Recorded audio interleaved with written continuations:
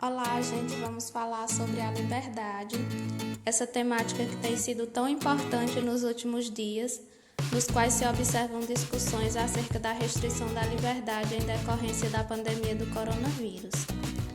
Em um trecho do Romanceiro da Inconfidência, Cecília Meirelles escreve os seguintes versos sobre a liberdade.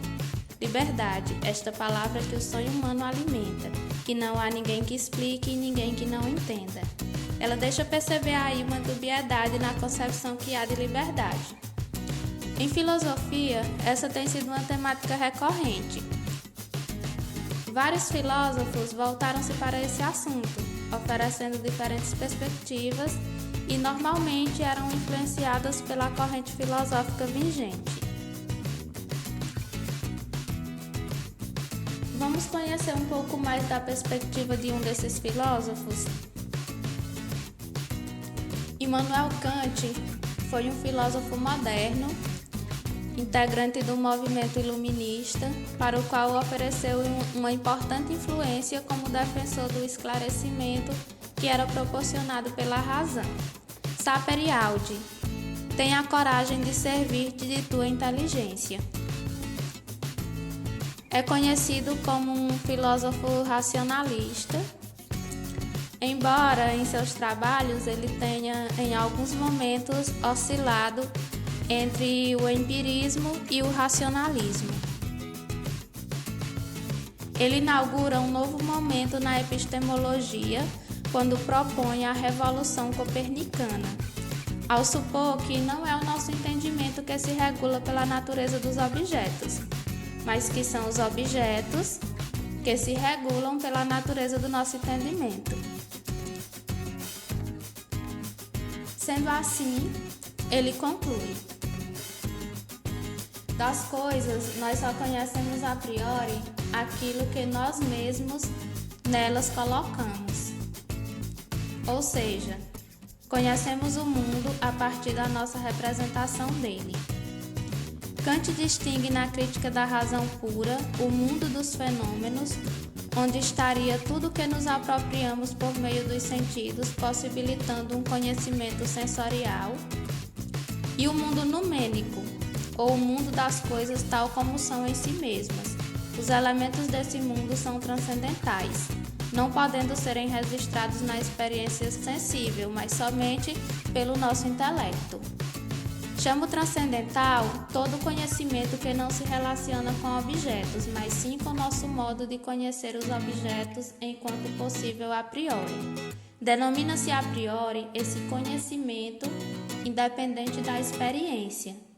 E ele distingue-se do empírico, cuja origem é a posteriori, ou seja, na experiência. Dessa forma, nossos corpos, enquanto objetos materiais que existem no espaço e se movem no espaço e no tempo, se considerássemos que seus movimentos são inteiramente sujeitos às leis científicas, não poderíamos ter nada parecido com livre-arbítrio. Kant, então, estabelece o conceito de liberdade com um caráter numênico ou transcendental, ou seja, não é objeto dos sentidos, mas intelectivo. Sendo a liberdade um numeno ou um transcendental, não pode ser provada teoricamente, mas pode ser pensada a partir do ponto de vista prático-moral. Pela perspectiva kantiana, então, a ética fornece a passagem do âmbito teórico da liberdade para o prático, através da ética. Na Crítica da Razão Pura, ele apresenta também a antinomia da liberdade, na qual a tese afirma que os fenômenos do mundo não são originados apenas da causalidade das leis da natureza, mas também de causalidade por liberdade, ou seja, o que percebemos no mundo dos fenômenos não é resultado somente de um ciclo de causa e efeito natural, mas resulta também de nossas escolhas e da forma como decidimos agir. Já na antítese, ele nega essa liberdade ao dizer que esses fenômenos são originados unicamente de leis naturais.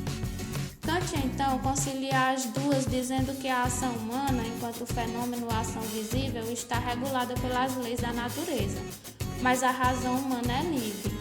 Então, o homem, enquanto ser empírico e transcendental, é livre na medida em que pode agir segundo leis dadas pela própria racionalidade e não somente pela natureza. A ética defendida por Kant, então, é uma ética deontológica ou ética do dever. Segundo ela, agimos a partir da nossa consciência moral, com base em princípios que escolhemos ou não seguir. Então, como saber o que fazer? Qual é a melhor opção? Kant elabora o conceito de imperativo, distinguindo os imperativos hipotéticos dos categóricos. Os primeiros seriam aqueles ligados às nossas emoções, nossas leis naturais. Já os imperativos categóricos são aqueles baseados na nossa razão. O imperativo categórico, que está na base da ética kantiana, postula: age apenas segundo máximas que tu também queres que sejam leis universais. Assim, nós devemos agir segundo princípios que sejam apropriados não só para a minha ação, mas que também possa se tornar apropriado para a ação de qualquer pessoa em situação semelhante. A lei moral também implica que a vontade humana seja causa livre, pois o dever exige que nos determinemos por um motivo racional, desembaraçado de todo motivo da sensibilidade. A moralidade, então, ela deve ser instituída pela razão de forma universal, prevendo a harmonia social. Se atribuirmos então a filosofia de Kant sobre a liberdade ao momento atual, podemos dizer de certa maneira que temos uma lei natural que institui nossas ações no momento. Uma vez que nós temos uma doença que afeta a vida e obriga a algumas mudanças de hábito. Nossa ação nesse momento é impactar a vida de diversas pessoas. É um momento bastante oportuno para seguir o seu imperativo categórico, uma vez que nossa ação deve ser aquela que possa ser adequada também para as demais pessoas. Veja bem, se não sigo as orientações sanitárias e se essa atitude se estende também às outras pessoas, isso seria benéfico? Temos a liberdade de seguir os princípios aconselháveis nesse momento ou não.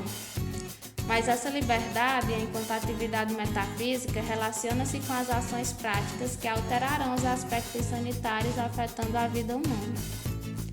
Da filosofia de Kant decorre a ideia de que só somos livres realmente na medida que nos apropriamos da nossa racionalidade, pois enquanto seres racionais podemos avaliar as alternativas e escolher diante de determinadas situações. Não somos determinados somente pela nossa emoção. Na pandemia, de forma mais ampla, as possibilidades são ignorar as orientações, portando-se como bem desejar, ou seguir as recomendações da ciência, com base no nosso dever de cumprir o que é proposto como correto pelas autoridades sanitárias. Então, por esse raciocínio, nossa liberdade não está em agir segundo os impulsos da sensibilidade, mas em racionalmente entender as opções que temos diante de tal situação, com suas respectivas implicações e decidirmos conforme nossa consciência ética. Para Kant, somente o uso crítico da razão poderia libertar o homem dos dogmas metafísicos, preconceitos morais, das superstições religiosas, das relações desumanas entre os homens e das tiranias políticas.